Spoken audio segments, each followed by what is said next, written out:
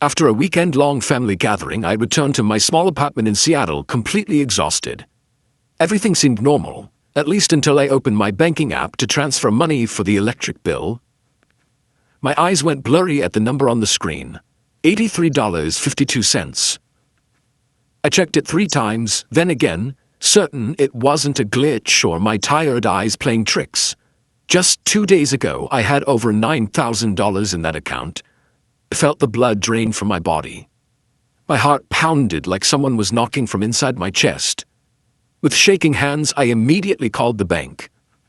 After a few security questions, the rep said, "The transactions were made from a device previously logged in. Same IP address as a personal computer." I stood up, grabbed my keys, and drove straight back to my mom's house, the same place that just hosted our biggest family gathering of the year. I still couldn't shake the images of everyone hugging and laughing from my mind.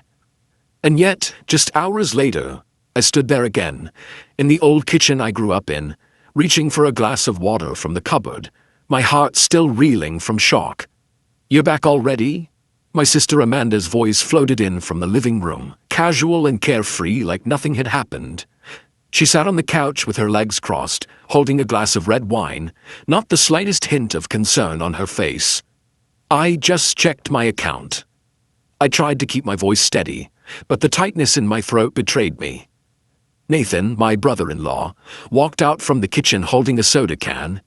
He leaned against the fridge, looking half amused, half dismissive. "Oh, that?" Nathan smirked. "We needed that money more than you did, Alyssa." It hit me like a slap across the face. I froze, stunned, unable to form a single word. Amanda chuckled softly, shrugging like I was overreacting. "Don't be so dramatic," she said.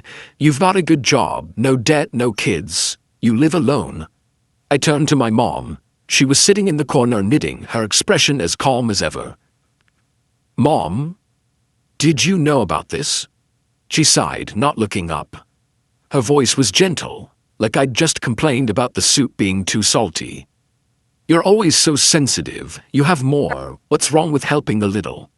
I turned to my dad, who was glued to his phone. He mumbled without looking up. "Don't use harsh words.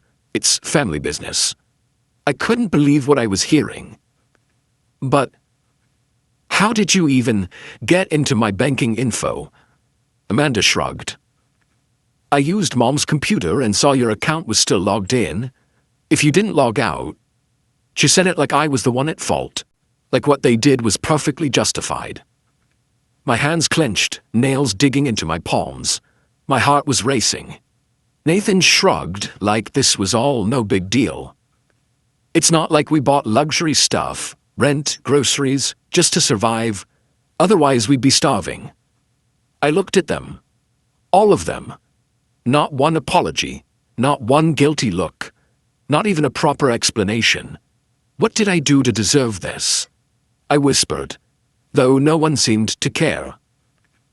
Amanda tossed her hair back and mumbled, "You can earn it back.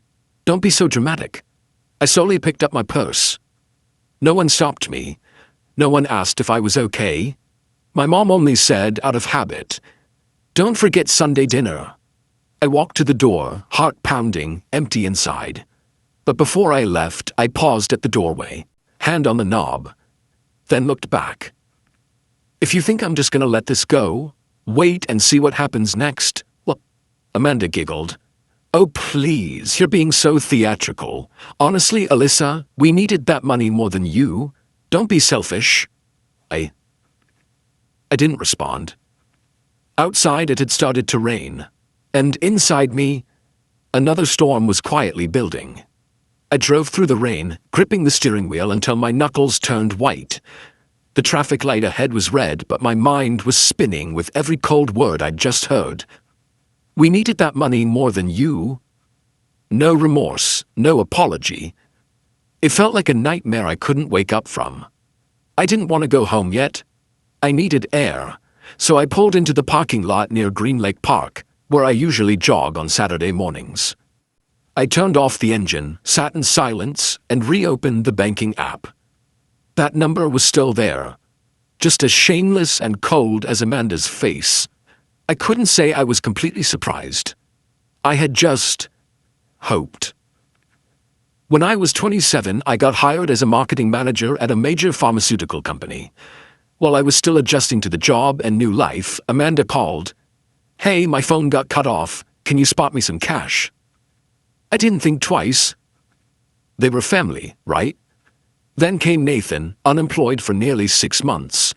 "Just need a few hundred to get by until I find something," he said. I stayed quiet. One year, for Haley's birthday, Amanda sent me a suggested gift list. The cheapest item was over $200. I wanted to say no, but then my mom called, her voice sweet. "You're not getting anything for your niece. She's so excited. You're better off than the rest of us." And just like that, I became the first person they called for money troubles. Amanda got a new car. I chipped in on the down payment. Nathan lost his wallet. I wired money that night. Mom's electric bill overdue. I dipped into savings. Every time, all they had to say was, "You're the most stable one in the family." They never once asked, "Are you doing okay?" Never stopped to think. I had days where I counted every dollar, skipped vacations, or put off buying things for myself. A few months ago, I turned down a vacation with my best friend because I used that money to help Nathan with rent. Amanda, they said it like a compliment, but now I realize it wasn't gratitude. It was an unspoken declaration, "It's your job." The rain kept falling. I turned on the radio, hoping the noise would calm the ache in my chest. But nothing could soothe the feeling of being seen as a tool. Not a daughter, not a sister, just a credit card with a heartbeat. My phone buzzed. A text from Mom. "Amanda said you're upset about the money. Don't make a big deal, sweetheart. We're family." Family? Why did that word feel so heavy now? I used to think if I just stayed patient, generous enough, they would realize. Maybe say thank you, or at least ask how I was. But they never did. Because in their eyes, I didn't need help. And the one who doesn't need help is expected to help everyone else. I took a deep breath and opened my notes app. Every payment I ever made, every late-night call, every time I denied myself for them, I started writing it all down. Not to ask for it back, but so I'd never forget. Never let myself be put in that position again. The rain began to ease. Pale sunlight peeks through the gray clouds. I sat up straight, hands on the wheel. This time, I wasn't looking back. That night, I returned to my apartment, still reeling from Nathan's words echoing in my mind. "We needed that money more than you." No apology, no explanation, just pure, unbelievable entitlement. But what truly kept me up wasn't the lost money. It was the family's complete indifference in the face of it. I couldn't let it go, and I didn't plan to. The next morning, I called the bank and requested a full transaction report from the past 10 days. The file was 17 pages long. I printed it out and marked every suspicious charge in red. One anonymous transaction caught my eye. Almost $2,800 from an IP address. That matched my mom's house. Yes, I'd used a computer there before, but never logged into my bank account and just left it open. I had only checked email and my calendar.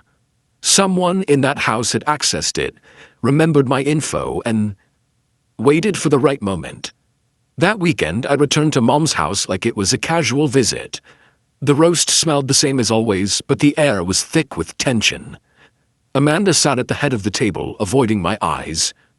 Nathan was overly relaxed, pouring lemonade like there wasn't a fire burning under the surface. I didn't waste time. I reviewed all my transactions, I said, placing the paperwork on the table. My account was accessed from Mom's computer. I was here that day, yes, but I didn't log into my bank. So, who took the info? No one answered. My mom kept her head down, picking at her salad like I'd just asked about the weather. Dad sat in silence behind his open newspaper. Only Amanda spoke, her voice small but laced with sarcasm. "You left it logged in. It's not like we hacked into anything." I looked straight at her. "So you admit it? Amanda shrugged. I just saw it open. You didn't lock it, and it's not like it's the first time you helped. I didn't agree to this time. Nathan set his glass down with a soft clink. You're always so dramatic. This isn't stealing. It's helping each other. It's family. No, I said firmly. Helping is when someone asks and the other agrees. This was taking, without asking. My mom finally looked up, her voice gentle like she was explaining something to a stubborn child. Elisa, you live alone, have a good job, no burdens. Amanda's raising a child, Nathan's still figuring things out. Family is about sharing. And sharing means quietly draining my entire savings. My voice began to tremble, not from anger, but from pain. My dad folded his newspaper and looked up, visibly annoyed. Don't be so harsh. You've always been the strongest one in this family. You know no one else could handle it, so everyone trusted you. Trusted me? I let out a dry laugh. Stealing personal information and emptying my account? That's what you call trust. Why not just call it what it is, taking advantage? Amanda slammed her hand on the table, the first time she lost her cool. We didn't splurge on anything. It was for rent, medication for Haley, car repairs. I'm exhausted. You're exhausted. What about me? I looked at each person in that room. The people I once called family. I was exhausted too. When I worked 60 hours a week to pay off your debt, when I canceled my vacation just to keep Nathan from getting evicted, when I ate instant noodles for 3 weeks to help Mom pay the utility bill, I'd been tired for a long time. But I never complained, because I thought I was doing the right thing, but clearly all I did was enable everyone's selfishness. No one said a word. Only the ticking of the kitchen clock filled the silence. I stood up, grabbed the folder in my purse. Before leaving the room, I paused and looked at Mom. If this is how you treat the only person who never asked for a single cent, don't be surprised when I start taking back what I deserve. Nathan let out a mocking laugh. What are you going to do, Alyssa? Call the cops? I looked him straight in the eye, my gaze steady. Just wait and see. Then, I walked out of the house I once called home. For the first time, without a trace of regret. Only a rising sense of resolve in my chest. I got home just as dusk settled over Seattle. The air felt thicker than usual, heavy with the fury still brewing inside me. I sat at my desk, opened my laptop, and pulled out a file folder. I had kept receipts, messages, transfers, email confirmations, even screenshots from years ago. Not because I was paranoid, but because I knew, someday, my quiet sacrifices would need proof. I began organizing everything. From the very first payment, $92.50 for Amanda's phone bill 3 years ago, to the biggest one, $3,200 wired to Nathan for an urgent issue. I had full bank statements, email confirmations. Over 3 nights, I built a spreadsheet, categorizing each expense. I color-coded everything. Green for medical, yellow for living expenses, red for the ones with no justification.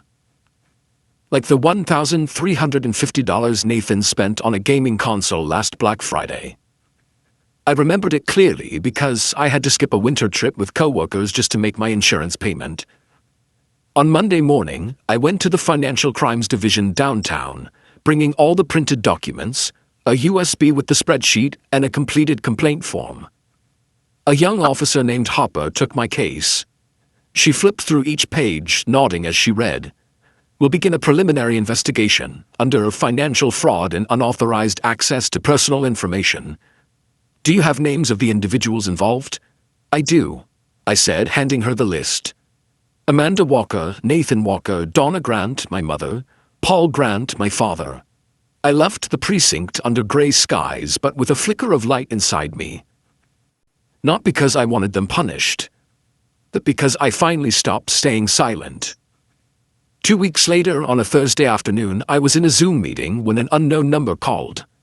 I muted the call and stepped onto my balcony to answer. It was Hopper.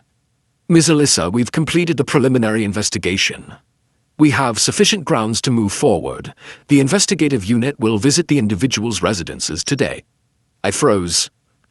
It wasn't satisfaction I felt, more like relief. After all these years, someone finally saw what I had endured.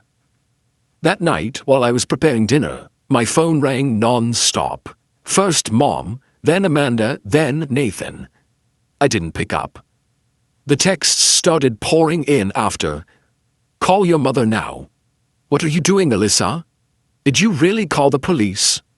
I didn't respond to any of them. An hour later, I got a text from an old neighbor. "There are 3 people in jackets labeled Financial Crimes Unit outside Donna's house. They asked about you too." The next day, I arrived at work early. As I stepped into the elevator, I caught a few curious stares from coworkers. Then my manager approached me. "We received a call from a local reporter asking to verify a financial investigation linked to your name," he said, placing a gentle hand on my shoulder. "We didn't confirm anything, but if you need time, just say the word." I smiled softly. "It's okay. I'm doing the right thing." That evening, I sat by my window, watching the lights glow from the surrounding apartments. Amanda's words still echoed in my head. "I swear, this family only survives because of you." Yes, they survived. Because of me. But they never saw me as a person, just a wallet, a tool. And now, that tool had said enough. I opened my journal and wrote one line. "I am not the family bank. I am Alyssa." For the first time, I saw my name on a page not tied to a bill or a money transfer, just my name, a person, and freedom. Finally within reach. The first message came that Monday morning as I was getting ready for work. My phone screen lit up with a familiar line. "Call me Mom." I didn't open it. An hour later, as I poured coffee, her voicemail came through. "Alyssa, this is going too far. I know there's been misunderstandings, but you don't have to take it this far. Can you please call me back?" I set the mug down, a chill running through me. Her voice was the same, soft, gentle, as if by noon, Amanda sent a long text. "My bank account is frozen. I can't pay Haley's tuition. I don't know what to do. You win, okay? Are you happy now?" That last sentence made my skin crawl, as if this was a game I started, as if they were just unwilling players dragged into it. But I knew the truth. I wasn't trying to win.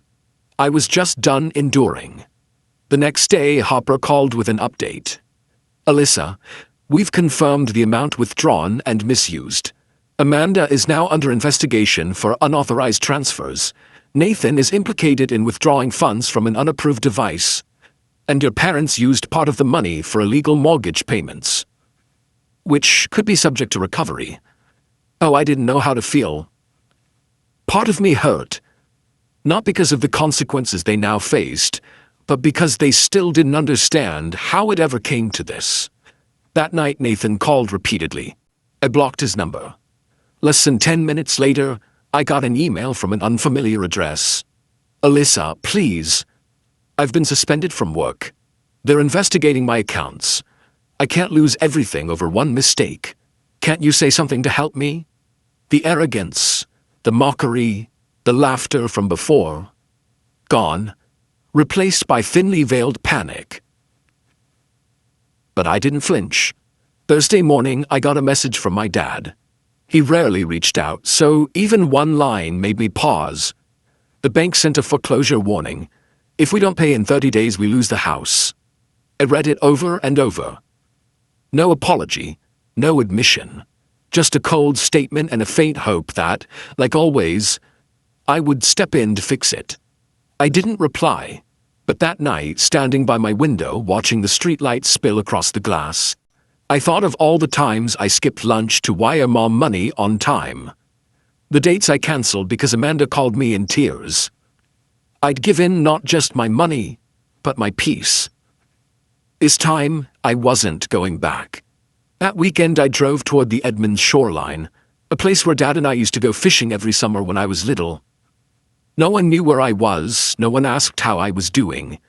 The same people who called me their lifeline now only reached out to salvage the damage they caused. Mid-afternoon, my phone lit up again. A message from Mom. "Alyssa, I'm begging you. I know I was wrong, but if we lose the house, I don't know how I'll survive. Please, don't abandon me." I stared at the screen for a long time. That message made my chest tighten. But not from guilt. From the realization that, even now, she was thinking about the house. Not me. No one asked if I was okay. I set my phone down and stepped onto the sand, letting the ocean breeze blow away the heaviness in my chest. I knew I had entered the hardest part. The part where they'd call me cruel, ungrateful, even destructive. But also the part where I was no longer expected to carry what was never mine to hold. I looked out at the vast water. For the first time in years, I wasn't thinking about bills, money requests, or late-night calls. I was thinking about me, and the peace I was finally starting to feel, piece by piece. 3 weeks later, I filed for an extended leave of absence. Without telling anyone, I packed everything neatly into a rented car and left Seattle on a gloomy Wednesday morning, driving across the state like I was shedding the old skin of a woman smothered by unreasonable expectations. I arrived in Boulder, Colorado, a small town I had passed through years ago on a work trip. Back then, I only had a few hours to wander around the downtown area, sip coffee in a cozy cafe with soft jazz and warm yellow lights, but the calm I felt that day stuck with me. Now, it became the place I chose to begin again. I rented a small studio apartment overlooking the mountains. White walls, big windows catching the morning light. Within days, I bought a new desk, filled vases with fresh flowers, and for the first time in years, I didn't have to clear space for someone else's needs. I changed my number, told my company I'd be working remotely for an indefinite period, and strangely enough, once I stopped being drained by my family, my energy returned. I slept better, ate regularly, and when I sat at my desk, my mind felt clearer than ever. Just 2 weeks after settling in Boulder, my boss, Julian, called. "Alyssa, I just reviewed your new strategy plan. It's brilliant. Have you considered taking over as regional coordinator for the entire West Coast?" I paused for a moment. A year ago, if I had heard those words, I probably would have said no. Because I still had to worry about Mom, about Amanda, about Nathan. But now, I looked out the window, where sunlight was sparkling through the pine trees, and answered firmly, "I'm ready." Julian chuckled. "I knew you'd be the first person to come to mind. Congratulations, Alyssa." When the call ended, I made myself a cup of tea, curled up in a knit blanket on the balcony, and let the breeze run gently through my hair. I had done it. I had pulled myself out of that cycle. The cycle where I was always the one giving and no one ever asked, "Are you okay?" No more late-night messages. No more desperate calls like, "It's just a loan, I'll pay you back by the end of the month." No more checking my bank account every morning in quiet panic. Now, every message I received was from people who truly cared. Co-workers, old friends, or a few new ones I'd met through yoga classes in Boulder. No one asked for money. They simply asked, "How are you feeling today?" or "Want to grab dinner tonight?" I hadn't just found freedom. I had found myself again. One afternoon, I went back to the coffee shop from years ago, sitting at the same table by the window. The shop owner still remembered me, faintly. "You've been here before, haven't you? Weren't you the one who asked about the jazz track I was playing that day?" I laughed. "That was me. And now I live here." He pointed outside the window. "This place heals a lot of people." I nodded. There was nothing more that needed to be said. That night, I wrote in my journal. I spent my youth guarding a door for a family that never wanted to come in to see me, only to take what was inside. Now, I've locked that door, and I'm keeping the key for myself. This new life wasn't loud. There were no cheers, but it was quiet. And to me, that was the most luxurious thing I had ever owned. Didn't know what the future held. I didn't know if Amanda might call one day, her voice trembling. But I knew one thing. I wasn't going back. Not because I didn't love them, but because I'd learned to love myself first. One crisp fall morning, as I watered the plants on my balcony, my phone pinged with a new email. I didn't look right away, but a few minutes later, sipping my tea, I opened my inbox and paused at an unfamiliar name. Melanie Carter. It took me a few seconds to place her. Melanie was Amanda's cousin-in-law, someone I had only seen briefly at a couple family gatherings. A quiet girl who always stayed in the background and never spoke up. I hadn't even known she had my email. The subject line read, "Thank you, Alyssa." Curious, I opened it. "You probably don't remember me well. I'm Melanie, Aunt Grace's daughter. Amanda once asked me to babysit Haley one summer, and you drove me home after Haley's birthday party." I stayed silent for years, thinking I didn't have the right to speak up. But after learning what you did, how you stood up, how you drew a line, I couldn't not send this message. I sat frozen. Every word she wrote felt like a drop falling into the still pond inside me. I was stuck in a similar cycle. My family always said I was luckier, so I had to give more. I worked 3 jobs at once and still had to send money home for my mom, for my brother. And when I tried to say no, they called me ungrateful and selfish.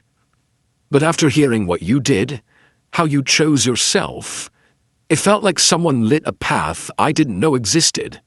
You helped me realize that saying no isn't cruel. It's self-protection.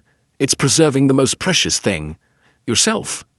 I sat there quietly, hands wrapped around a now cold cup of tea. Outside, the wind rustled golden maple leaves, sending a few tumbling gently to the ground. But inside me, something had quietly begun to bloom. It wasn't pride. It wasn't vindication. It was the feeling of being seen, of being understood. Melanie wasn't the first person to say something like this. A few weeks earlier, an old college friend had texted me. After reading a few lines I shared on my personal blog, "I used to think you were just really strong, like you didn't need anyone. But now I get it. You were so strong that everyone assumed you'd be fine, no matter what." I had read that line over and over again. Because for years, I never asked to be heard. I stayed quiet, held it all in, but no one had ever taught me that kindness doesn't mean letting people cross your boundaries. That night, I sat down at my desk, opened my laptop, and typed a reply to Melanie. I never imagined what I did would inspire someone like that. "Thank you for having the courage to share. I know that's not easy. But I want you to remember, you're not alone. You're not selfish. You're just learning to love yourself the right way. And there's nothing wrong with that." I hit send, and in that moment something became crystal clear. I used to think I had lost my family, but the truth was, I was redefining it. From people who love without conditions, who give without expectation, and who respect others as full human beings. The next morning, when I pulled back the curtains, sunlight poured into the room like a gentle blessing. I took a deep breath, feeling nothing heavy on my chest anymore. I was no longer the old Alyssa, the girl who always stepped aside, who always stayed quiet for fear of upsetting others. Now, I was Alyssa who knew how to say enough, who knew when to walk away when someone didn't value her. And the most beautiful part, I wasn't alone. Because out there, somewhere, people like Melanie were finding the courage to step out of the shadows. And if my journey could light even a small part of their path, then every bit of pain I had endured was worth it. On Sunday afternoon, I strolled down the cobblestone path that led to the nearby park, where the maple trees were changing leaf by leaf, from green to gold to fiery red. A little girl rode her bike, hair flying in the wind, while her mother ran behind her, laughing and calling, "Slow down, sweetheart." I paused for a moment, holding a paper cup of coffee, watching them like a scene from a living painting. That image stirred something in me, something I had lost in recent years. A sense of lightness. I used to think I had to do everything to make my family proud. I worked tirelessly, saved every penny, gave up vacations, small dreams, just to earn a good daughter label or a nod of approval from my mother. But they never stopped to ask, was I tired? Did I need someone to listen? They just needed me to be strong. And when I stopped, when I stood up and said no, they called me ungrateful. I used to fear that. I feared being seen as selfish, feared losing the blood ties I fought so hard to preserve. But now that the dust had settled, now that the midnight calls and circular blame had gone quiet, I realized something so simple. It hurt. I didn't lose my family. I had just found myself. And that person, the Alyssa I am today, no longer lives to please anyone but herself. I started doing the little things I once put off. I learned how to cook risotto, my favorite dish that I never had time for. I bought a bright red dress, the kind I used to think was too much for the office. I signed up for a Saturday pottery class, just because the feeling of clay in my hands made me feel alive. I reorganized my apartment, hung a giant abstract painting in the living room, not because it matched. One day, I received a postcard from Kelly, a former co-worker who had moved to Italy. On the back, in neat handwriting, it read, "You showed me what it means to set boundaries without guilt. Because of you, I finally had the courage to move to Rome. Something I dreamed of since I was 20 but never dared to do. Thank you, Alyssa." I placed the postcard on my desk, among the small things that carried big meaning. A stone I picked up on my first hike in Colorado, a jar of dried flowers, and the leather journal I was still writing in. They were all tiny pieces of me. An Alyssa who no longer lived to prove anything to anyone. And no longer hoped for my family to understand. I didn't wait for an apology call from Amanda or a surprise message from my mom. Maybe one day they'd look back and understand. Or maybe not. And either way, that's okay. I used to think love meant holding on tightly. Now I know sometimes love means letting go. Letting yourself and others be accountable for their own choices. When you stop trying to be so kind that you erase your own limits, you'll realize the people who truly value you will never ask you to burn out for them.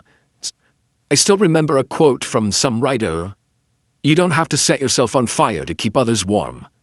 And when I stopped burning for their expectations, I realized the warmest light doesn't come from sacrifice. It comes from the peace of living true to who you are. On that leaf-strewn path, I walked slowly. No rush, no escape, no... Alyssa's story is a powerful reminder that you are not obligated to sacrifice yourself just to preserve a relationship labeled family when it lacks respect. When you set boundaries and choose yourself, you're not being selfish. You're living truthfully. Not everyone will understand that, but the peace you find will be worth it. Because sometimes, walking away from family isn't a loss. It's the first step toward reclaiming your true self and your real worth. What do you think about Alyssa's choice? Was she right to put herself before family obligations? Share your thoughts in the comments below.